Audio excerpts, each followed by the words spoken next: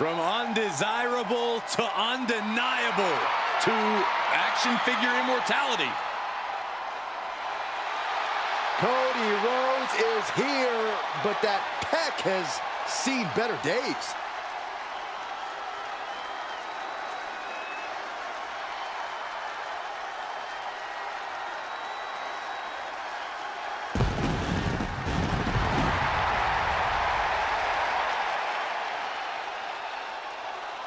And from Atlanta, Georgia, weighing in at 220 pounds, the American Nightmare, Cody Rhodes! Even in action figure form, that injury is tough to look at. But guys, we know Cody will fight through the pain. And the top action figure doctors have cleared Cody for action tonight, and he's ready to fight. The WWE Universe is on their feet for this man, Cody Rhodes. Cody is going to fight with every fiber of his plastic being. And maybe he can fix that pec with a new paint job tomorrow.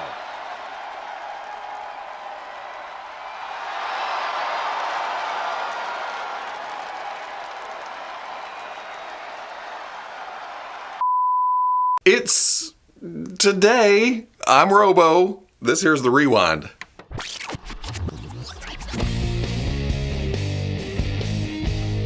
Now, didn't I tell you we'd come back around for the Mezco news that I skipped over last week because I was recording as stuff was happening, so I didn't want to split it up. We talked about how it was Toy Fair season, even though there was no official Toy Fair, so Mezco went ahead and put up for pre-order their 1/12 Collective Rumble Society Bartholomew Vex Cult of the Crimson Goat. Or they put it up for sale.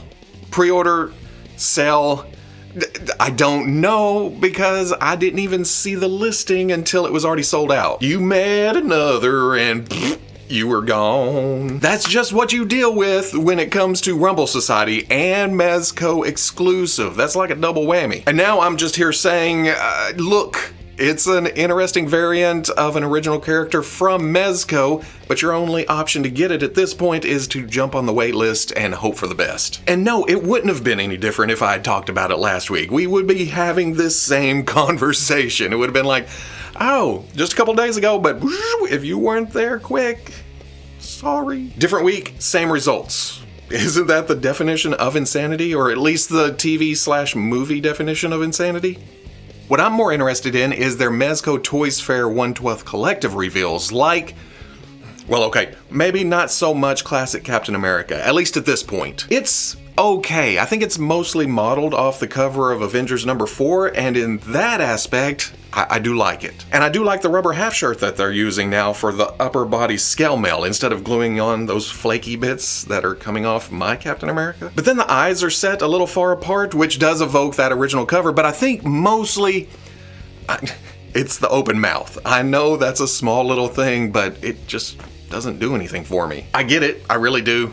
It's just not my thing. In fact, I may like this more once they show the pretty promotional pictures, maybe different heads, vanilla pose, and then perhaps it'll just jump out at me. But as of now, with this picture, meh. Then there was Art the Clown from Terrifier. I don't know a damn thing about Terrifier, but I know this clown is terrifying because after this many years of killer clowns and scary clowns and everything, I look at anything clown related and it's kind of Miles from Across the Spider-Verse is looking pretty damn sweet though. In fact, I'm having a hard time deciding whether this is an actual prototype in front of a backdrop or it's all digital render. I'm sure people can point out the obvious, but I'm okay with a little magic and wonder in my life. I like just kind of glancing at it and going, that looks great. The last two kick into some 90s throwbacks that we'll be talking about over the course of this episode. Animated series Batman does give me a slight tug, simply for the design alone. I like the look of this Batman. You know it's not because I watched the cartoon. I know, there's a long list. Batman's up here somewhere, X-Men's way down here. But a Joker is a Joker. And look at this Joker. I'm thinking Mezco needs to do more cartoon characters, especially in soft goods. It's a nice mix of crisp paint lines and realistic clothing. Very Mezco. It's very up their alley. It makes it feel like a new spin on an old concept, something that we've had action figures for before, done in a different way, in a new way, a stylish way. Like Batman or Scooby-Doo. Yes, once again, I am asking for Scooby-Doo figures in 1/12 scale. Articulated. I need the gang and the ghosts. But anyway, Batman and Joker. I mentioned that 90s was going to get a lot of love today, and it doesn't get much more 90s than Rob Liefeld. We've already talked about the LooseCollector Extreme Universe line over the past month or so, but pre-orders went up this week. That means pretty promotional pictures. And it was obvious with the digital renders, but seeing these in actual prototype form, they look great. You can joke about feet, you can joke about hands, you can joke about pouches, you can joke about heavily borrowed concepts when it comes to creating your own characters. What I'm looking at is just some awesome looking action figures. The sculpts sing, the colors pop, they just ooze attitude. And guns. They ooze lots of guns. Big guns, small guns, it don't matter. In fact, looking at these guns, the only way I can see this getting to the next tier would be lots of shooting effects. I mean, big bullets flying out and smoke and... But as is, they are still pretty amazing. I've seen some talk of price, and yes, $74.99 is getting up there. I can't tell you what to do, what to buy, what not to buy, what to gripe about, what not to gripe about, what to base your own set of values on. But I do want to point out that LooseCollector is a very, very small company. A very, very small company that is taking on licensed products, so that is extra costs. It's not big company going on here, it's a small little startup. And startups usually start with their own IPs, their own creations, so they don't have to pay out money for that kind of thing. Nope. LooseCollector, while doing some of his own stuff, jumped right in. Here we are. Extreme Universe. If you want them, they're out there. If not, there's other stuff. There's so much other stuff. So I'm just throwing that out there. I'm not defending. I'm not trying to sway you. I'm just saying, you can have your opinion, just don't be a dick about it. I guess that's the bottom line. Don't be a dick about it. Didn't I just say it doesn't get much more 90s than Rob Liefeld? Let me introduce you to the McFarlane Toys Spawn and Todd 30th Anniversary 2-pack. Technically, it is Todd from the 2020s, and then this Spawn design was drawn by Todd when he was 16, which would put it in the 70s, but come on, 90s. Both came into prominence in the 90s. All I had last week was the teaser, which gave me a pretty good idea of what to expect, but I wasn't prepared. A lot of division over this, but honestly, I like it. Simply because of its 90s craziness. It's Spawn looking like a cosplayer in costume. In fact, the face is very Bane-like, isn't it? I can't help trying to give him the, well, I'm Spawn. Spawn, I'm coming for you. I'm your reckoning. Like someone only mildly familiar with Spawn is describing Spawn to someone who knows nothing about Spawn and asking them to draw it. Spawn, spawn, spawn, spawny, spawn, spawn. But that makes sense because at the time it was Todd's brain who was only mildly familiar with the character he was attempting to create, telling his artist hands to draw something that they are completely unfamiliar with. So it captures that in plastic form. I know that is really reaching. It's quite a leap. But basically, it's Todd doing Todd things. And this is very Todd-like. Todd to Todd, Todd, Toddy, Todd, Todd. Yes, it does have bare feet, but this is what McFarlane had to say about that. They actually, I didn't know till the end, they sculpted it such a way that he doesn't have, you can take off the shoes, I think, because I do walk around a lot of times with no shoes on. Again, you can say what you want. I can't tell you what to buy, what not to buy, but I will point out that this is sold out in most places. Because guess what? There are more Batmans up for pre-order for the McFarlane Toys DC Multiverse line. More Batmans, but again, you're gonna have to jump on it because most of these are sold out. We saw the mood lighting shots last week, but pre-orders bring better looks. And look at the back gear on that Night Send Azrael. I mean, I knew what to expect here, big metal struts coming off his back, but it wasn't until I saw the side shot and then them off and then the back shot that I thought, holy moly, that's a lot of plastic. Not to mention all the spine damage that he gets from trying to patrol the city in all this gear. There's gotta be pistons and gears and supports all in that costume, right? A lot of comic book science happening. You know what? That makes me like it even more, because on top of that, looking at it all torn apart, who is already fighting the urge of taking those wing pieces and putting them between their fingers and slashing around like you just got out of the Weapon X program? Don't lie. Don't you lie to me. I know better. There's also a repainted Nightfall Batman. Ain't nothing wrong with throwing a little black and gray on a great Batman action figure, and that's what Nightfall was, the first two versions. It's a great Batman figure. Is it accurate? I don't know. All I can go by is the discussion that I've seen online, which leads me to the conclusion of, who gives a shit? If you like it, buy it. It's out there.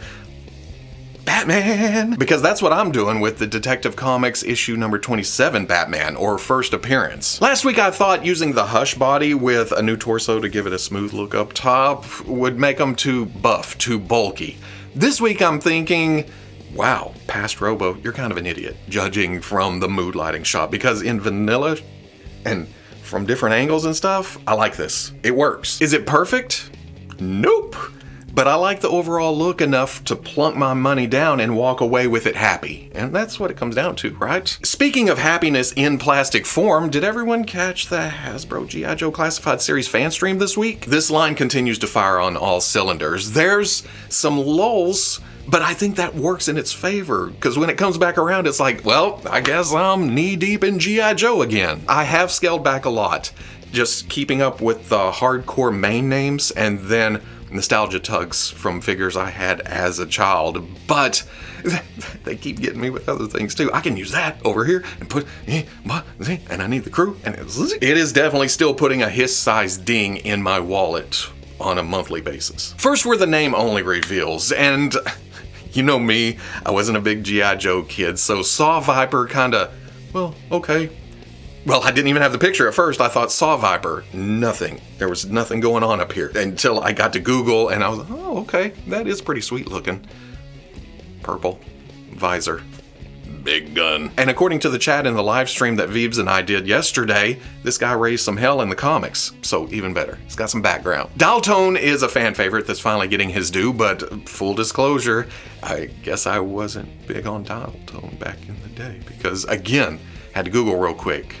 But I dig it. When I saw the picture, there was some familiarity. I was like, oh, okay. It's a big backpack guy. But that describes a couple of characters in G.I. Then jumping to the end, because they threw in another name-only reveal, but I'm moving it forward because we're talking about name-only reveals, the Frag Viper was also announced, but for way, way, way down the line. And guess what? I had to look this up too. Very, simple with the costume. In fact, it looks like he's in his long johns. He was caught off guard. Oh, we're going to get G.I. Joe today? Let me get my grenade flinger, and where's my... Oh, it's in the laundry? Damn it. I don't care. I want to frag some Joes. Frag some Joes. That, I'm keeping it in, whatever. The digital reveals reached out and grabbed me, though, because you show me a picture of a toy that makes much more impact than just names. Retro Beachhead looks amazing in the classic colors, and it gives people a chance to get the Beachhead that hasn't been available for a certain amount of time that may or may not be long, long ago. I should have probably looked that up before coming out here and standing in front of the camera. You know me. Hi, I'm Robo. That'll be retro carded along with the eel, which again is a good get for those who missed the exclusive, like this guy. I didn't grab one. Now I will, because retro releases are now mainline. They're available everywhere. They're not exclusive to one certain store. Also coming to the retro line is the greatest G.I. Joe figure ever created, the Snow Serpent. Ooh, look at this upgrade to the upgrade. And we had this conversation in the live stream too. It's an upgrade if you didn't care for the deluxe version that had the darker colors and the extra bits around the eyes and everything, this looks more like the vintage figure. If you're into that, it's an upgrade from the upgrade that they did from the original design. So it's not a downgrade, because this isn't bad.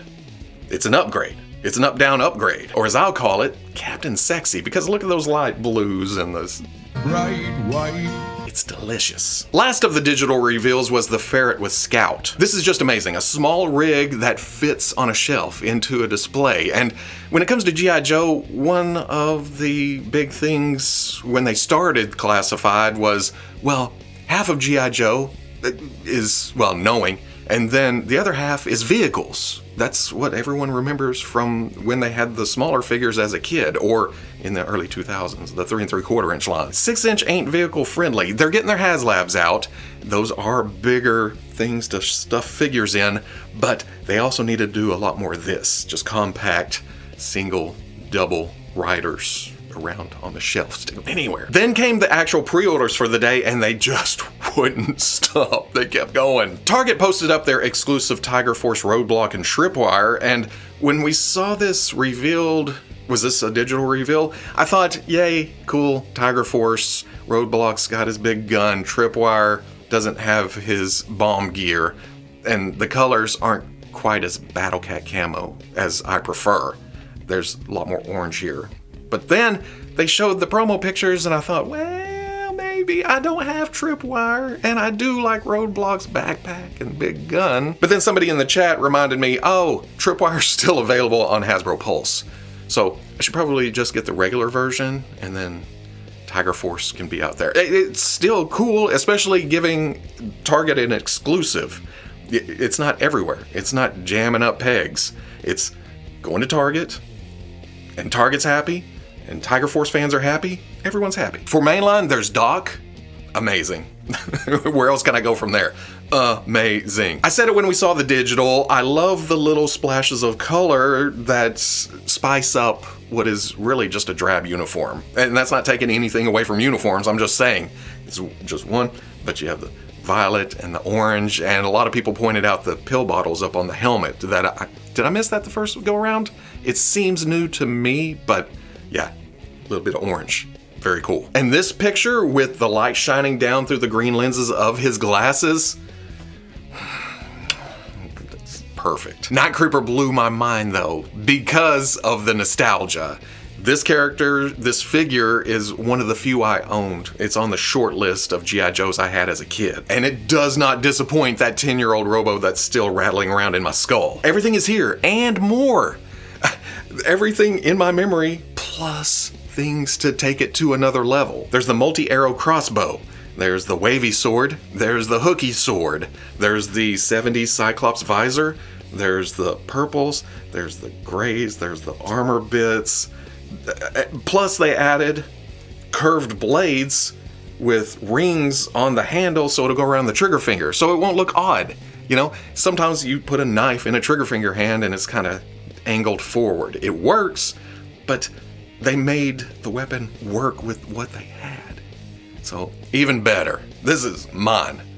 All mine. Torch adds to the Dreadnoks in the most peculiar way. Why'd that song shoot in my head? In the best possible way. Hey, you like fire? Well, he likes fire too, and he likes fire on his fire. He'll do fire motif anywhere and everywhere. It's Lemmy with a flamethrower. What more do you want? And I love the back shot. I mean, especially if you zoom in. Jinx isn't quite as classic as some people wanted, but to me, this works. This totally works. I'm okay with the sleeveless look. There's red gear, there's the blindfold, there's the swords, there's the staff with the weird blades on each end that were made by the same guy that makes Night Creeper swords. Just slash stab. This is dangerous. It doesn't hurt that it's one of the best female face sculpts in the line. It's Jinx. I'll take it. Naga hide though, oh man, This one just speaks to me. It's a figure after my own heart. No, not because it looks backwoods, although I do love that design. And it's not because it's another fine addition to the Dreadnoks, but they're building those ranks fast. No, I'm in it for the animals. And Naugahyde, the figure looks amazing, but look at Pork Belly and Yabo. An articulated warthog? Woo, pig! Yes, please. What's a guy gotta do to get Hasbro to start an articulated animal line, an in-house educational line that makes wildlife all shapes and sizes with super articulation, nice paint apps, beautiful sculpt?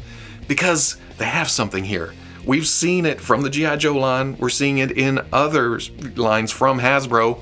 Just make animals. Just do it, because you're killing it with the creatures. That's probably the wrong thing to say around Naugahyde, isn't it? Finally, there's the Hasbro Pulse exclusive SMS with Techno Viper. This is meant to be pulled behind the HasLab His Tank, or whatever other vehicle that may come along in the future. Who knows? The HasLab was Pulse exclusive, obviously. The Fire Team was the same. Makes sense to make this exclusive too. Me, I love my His Tank. I really, really do. But I have it backed into a parking spot in the display, and there's not enough room behind it or to turn it sideways to display this properly. So me, I'm passing, but if you need some more firepower for your Cobra army, there you go. Last week I mentioned that I was starving for some Star Wars content, but the Hasbro Star Wars Black Series Walmart exclusive Mandalorian Night Owl doesn't quite hit the spot. It's okay, it can add to the Rando Mandos, but it's essentially just Costco Reeves in a darker armor color. Which again is okay. It's just okay. It's fine. Like we always say, Star Wars has to find reuse when it can. I mean, yes, there's troopers, there's Mandos, there's droids, there's stuff like that, but there's also a lot of characters that require unique sculpting, so there's a balance. You gotta reuse parts in order to fund other new parts. And this is definitely just finding reuse. But it's also giving Walmart an exclusive for their upcoming collector con, so it makes them happy. Again, I'd much rather something like this be exclusive than something we all need and then have to track down, hunt for, especially a Walmart exclusive. We have to fight, we have to claw. Ugh. So again, it's okay, it's fine, it's all right.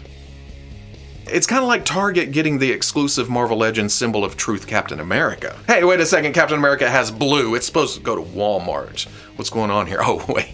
Night Owl was blue too, wasn't it? I think for the most part, this is the same Captain America figure we got in a 3-pack with Vision and Kate Bishop, but there are some upgrades to this. There are some changes, some extras. He's getting the correct shield this time around, and then wings, because Sam gets wings. Was that one of the big gripes? I didn't get that 3-pack. So, but I'd like to have this Captain America on the shelf. Maybe I'll hunt this down. Another case of waiting and seeing paying off, at least for me, you know? It gets easier as you get older, believe me. It's still rough, like, I want that, but hold off.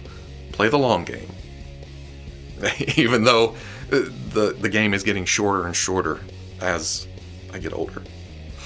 While we're on the subject of Marvel, it looks like Sentinel is continuing their fighting armor line with Cyclops. We just saw Magneto back in December, and then earlier in the year was X-Force Deadpool. I know that's a whopping 2 figures. This line is a slow burn, but there was also Loki and Thor and Black Panther and Captain America and Spider-Man and Wolverine and some others. Deadpool in regular colors.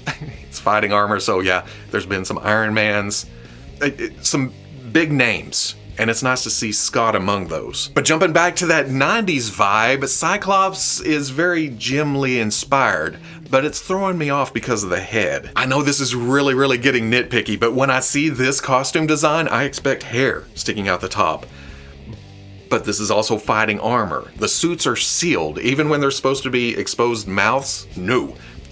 So it makes sense to go back to an earlier design for Cyclops for the top of the head, just the smooth. It would have been, maybe brown wires or something sticking out the top to kind of simulate hair. But at the same time, it works, mostly. If they went for Cockrum Cyclops with the more plain, it would have been boring. It would have been blue armor with yellow boots, gloves, crotch cover, and visor. So I'm okay with the Lee Y strap coming up. It's Cyclops. Plus it allows for a new torso, while still using the same reuse we've seen since the inception of this line, I think. Hasn't it always been the same limbs? Maybe changes down here at the boots? Yeah, I think so. And then new heads for each character, because that's the defining trait. But that's the point of this line, the uniformity, the manufactured armor for each hero and villain. Or am I mixing that up with that Bandai line, with the armors and stuff? They were going hot and heavy there for a minute. But Sentinel is still making this line while we haven't seen anything from Bandai in a while. Either way, Cyclops, suited up, shiny, alternate hands, a couple of eye effects. Oh, and you thought I was gonna let the 80s laser glamour shot gag die. Nope, they started it. I'm continuing it. The Bandai SH Figuarts Across the Spider-Verse Spider-Punk was shown late last year at Tamashii Nations, and at the time I think I said something like, because of the movie and Spider-Man in general being pretty high profile, it was a good bet that we'd see this solicited sooner rather than later, and ta-da! But that was a no-brainer statement. The property sells, and the SHF have been great so far. A little textury compared to other company Spider-Verse offerings, like the basketball look on the skin, like they're over accentuating it to make it stand out at 1/12 scale. But you get to Spider-Punk, and the costume itself does the talking. Well, okay, the other ones, the costume does the talking too, but Spider-Punk doesn't need any help because of the textures that are naturally in the tattered shirt, the straps, the studs, the boots, the laces, the layers. There is something to look at all over this figure. It is simply exquisite clothing and costume chaos. We knew he'd come with the guitar because that was displayed with it in the case, but the unmasked head is a surprise. Or at least it was to me. Maybe they announced something between then and now, but I missed it. To me, there's look at that unmasked head. That looks amazing, especially on top of that body. This may be my first Figuarts Spider-Verse purchase. I've been relying on Legends and Sentinel for that display, but this just looks too good to pass up. It's not quite up for sale yet. I think that happens next week. Speaking of surprises, while swinging back around to Star Wars, did we know that Bandai was gonna do a SH Figuarts Ahsoka figure? I know we've seen quite a few Mandalorian prototypes over the years, but not Ahsoka. At least not that I remember. Oh. In fact, at the same Tamashii Nations I was just talking about, I said I would eat my hat if Bandai released their Imperial Armored Commando. There's just a track record of Star Wars prototypes being shown and then disappearing off into the deep dark abyss of somebody's desk drawer. At least until the next Connor show when there's some display case space that needs filling. It's been going on for years, and now here's Ahsoka jumping up to the front of the line. Then again, she is higher profile than some cool Mando-inspired Imperial armors, or that Moff Gideon that they've been showing for a little while now. Where's he at? But this is also kind of bittersweet because I already have the Medicom Mafex Ahsoka on pre-order, and now I'm looking at promo pics going, Will this Ahsoka be small compared to the rest of my 1/12 display where I mix and match different companies' offerings? Will the Mafex be too big like we saw with Rey and Finn, which has been a while? Their Mando fits right into the display. So, who knows? I think the face looks better here. But Medicom has been improving on that front. Both Ahsokas come with the same faces, the neutral and the angry, but then the SH Figuarts also adds Sith Eye's face. Granted, it looks a little strained, but that's how she looked at that exact moment in the show, where she was walking up to the edge and going, I can look, but I don't have to cross that line. But that also makes sense because SHF is from the Ahsoka series, while the Mafex is based on the Mandalorian look. Not a lot of costume difference, I will say that. But the Sith Eyes would not be with the Mafex because it's not based on that appearance. There's also more accessories with the SH Figuarts, with lightsabers, then swappable blades for that swing effect, and then the map ball.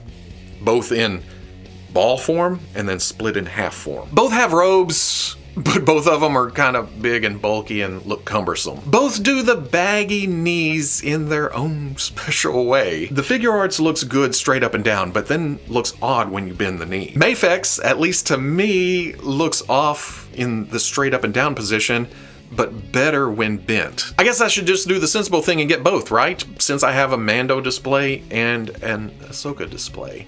And Star Wars is my bread and butter, and I love Ahsoka. So,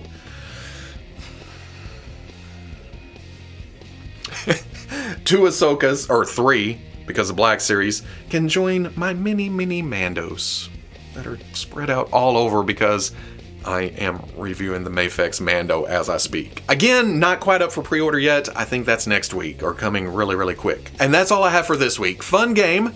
Go back and count how many times I said Ahsoka or variations on Mando, SH Figuarts and its variations, Mafex, Todd, and Spawn. So much repetition, which is one of my pet peeves.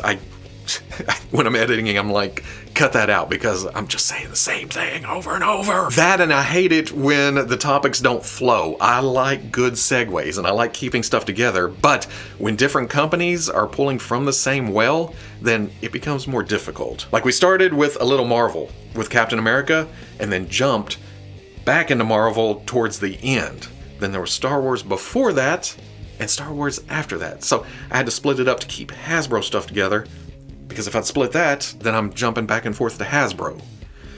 Yeah, I just want order. As always, special thanks to the Patreon. Just earlier today, I shared a picture of my workspace, and that's going to be an ongoing thing as I finish stuff. And then later, it'll be a condensed version that I may use as an intro here or its own video or whatever I want to do. But I have finally figured out a spot to do some customizing while filming it, which can be complicated for me because I'm so focused on painting with my goggles and my light and stuff. If I'm watching a camera screen too, then I'm not that coordinated. But it should spice up play days, or at least give different angles while I'm just yakking away, while I'm rambling. Also, once again, I like to give a couple of weeks notice, and then every week up until I leave for a con. And that'll be happening next week. I help out a buddy with his booth. It gets me out of town, go eat in other places, see new things, and go to Comic-Cons. There's nothing wrong with that. So it'll be another condensed rewind next week, because I'm filming on Wednesday. That's only half a week of news, but it's okay. It's toys. There's nothing wrong with missing a couple of things and then coming back. Just stuff that catch my eye. In fact, I'll be at the convention going, oh, okay, don't forget about that. Oh, hey, what's going on? Yep.